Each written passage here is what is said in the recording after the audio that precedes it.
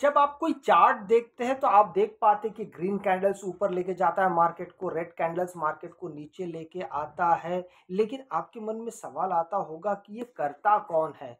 और अगर इनके बारे में हमको पता चल जाए कि ये कहाँ से एंट्री शुरू कर रहे हैं, कहाँ तक एक कैंडल जा सकता है, किस प्रकार से मार्केट में आप अपना एक छाप छोड़ सकते हैं, या किस दिन वो लोग बहुत अच्छा काम करने वाले जिससे मार्केट ऊपर जाएगा या मार्केट नीचे जाएगा। इन सब चीज़ों के बारे में अगर आपको जानना है, इस वीडियो को पूरा देखिएगा, एक एक चीज़ आपको समझ में आने लगेगा। सबसे पहले कि मार्केट में ये जो लोग होते हैं, ये कौन लोग हैं? सबसे पहला अगर हम बात करें तो होते हैं एफआईआई, मतलब फॉरेन इंस्टीट्यूशनल इन्वेस्टर्स। ये कौन लोग होते हैं? ये विदेशी लोग होते हैं जो भारत के बाहर के, जो भारत में निवेश करते हैं। और इसके बाद आता है डीआईआई, जिसको हम डोमेस्टिक इंस्टीट्यूशनल इन्वेस्टर्स कहते हैं। ये लोग कौन होते हैं? जो स्वदेशी होते हैं, जो भारत के ही लोग होते हैं। और इनको दूसरे भाषा में अगर हम कहें तो ऑपरेटर्स कहा जाता है, जो लोग मार्केट को ऑपरेट करते हैं, या मार्केट जब आप चलता हुआ देखते हैं तो इनकी बदौलत चलती है। कैसे चलती है? ये लोग कई हजार करोड़ निवेश करते हैं मार्केट में प्रतिदिन। प्रतिदिन, ऐसा नहीं कि साल में एक दिन, हर रोज के बेस पे। और निवेश करने में दोनों लोग होते हैं। तीसरे जिसके बारे में यहाँ पे लिखा हुआ है रिटेल ट्रेडर्स, ये कौन होते हैं? ये होते हैं जिनका जो अनुदान है वो लगभग 1 करोड़ से 10 करोड़ तक होता है। और यहाँ जो आप देख रहे हैं एफ और डी इनका जो इन्वेस्टमेंट होता है वो 50,000 करोड़ भी हो सकता है, 1 लाख करोड़ तक भी चला जाता है। आप सोच सकते कि ये पैसे का मापदंड कितना बड़ा हो सकता है। तब जाके हमको मार्केट में जब मूव आपको दिखता है वो इनके बदौलत दिखता है। इसके बाद इनका काम क्या होता है? ये जो इंस्टीट्यूशंस है ये लोग करते क्या है? अगर आप एफआईआई का जो डेटा देखते हैं तो एफआईआई करते क्या है? वो दिन भर में वो डेली ऑप्शंस में भी एक्टिविटी करते हैं। हम जो ऑप्शंस ट्रेड करते हैं उनमें भी उनका भागीदारी होता है। इसके बाद आता है डेली फ्यूचर एक्टिविटी में भी वो लोग बहुत ज़्यादा सक्रिय रहते हैं। तीसरा आता है कि वो लोग फ्यूचर्स के जो ओआई होता है उसके बदलाव के भी वो लोग एक जिम्मेदार माने जाते हैं। और उनके वजह से बहुत सारी चीज़ें और होती है, जैसे वो लोग, उनका एक चौथा आप देखेंगे तो ऑप्शंस पोजीशन आज कितना है, कैसा है, ये सारा चीज ध्यान में रखने का और उन सारी चीजों का जो मोमेंटम है, इसके जिम्मेदार भी एफआईआई होते हैं और डीआई दोनों होते हैं। और इनका और एक काम होता है कि ये लोग सिर्फ ऑप्शंस में ही ट्रेड नहीं करते हैं, अपितु ये लोग स्टॉक में भी इनका भागीदारी होता है। कुल मिला के अगर सीधा सीधा मोटा मोटा कहा जाए, भारत में रहने वाले लोग भारत के मार्केट में जिन जिन चीज़ों पे निवेश करते हैं, विदेशी लोग भी इन इन चीज़ों पे निवेश करने के लिए सक्षम होते हैं, पर उनकी क्राइटेरिया अलग होती है। अभी बात यहाँ तक आपको समझ में आ गया कि वो लोग पूरे दिन भर में वो लोग करते क्या क्या है।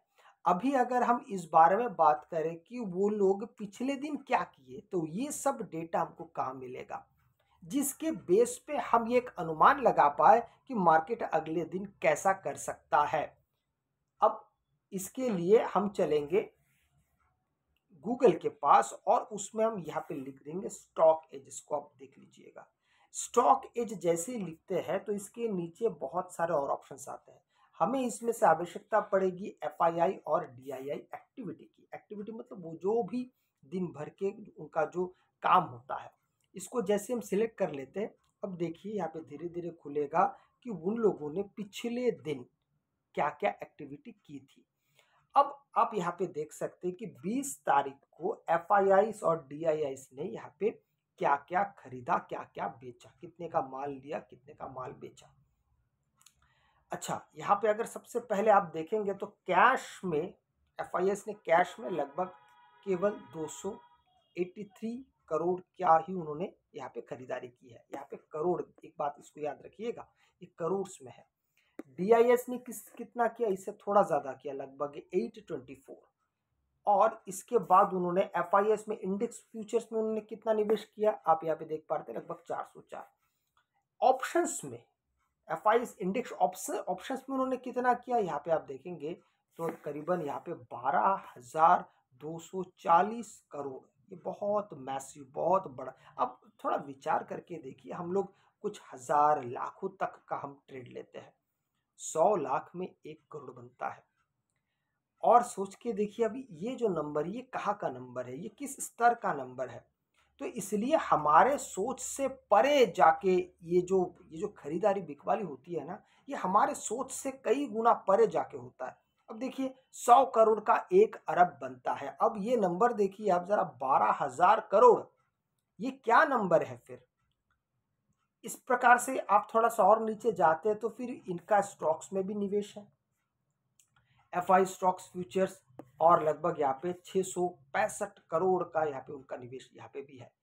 अब समझने के लिए हम यहाँ पे एक चीज देख लेते हैं कि यहाँ पे ये जो आप निवेश देख रहे हैं, क्या इनके अनुरूप मार्केट हर रोज हर बार चलता है क्या? इसका जवाब है नहीं।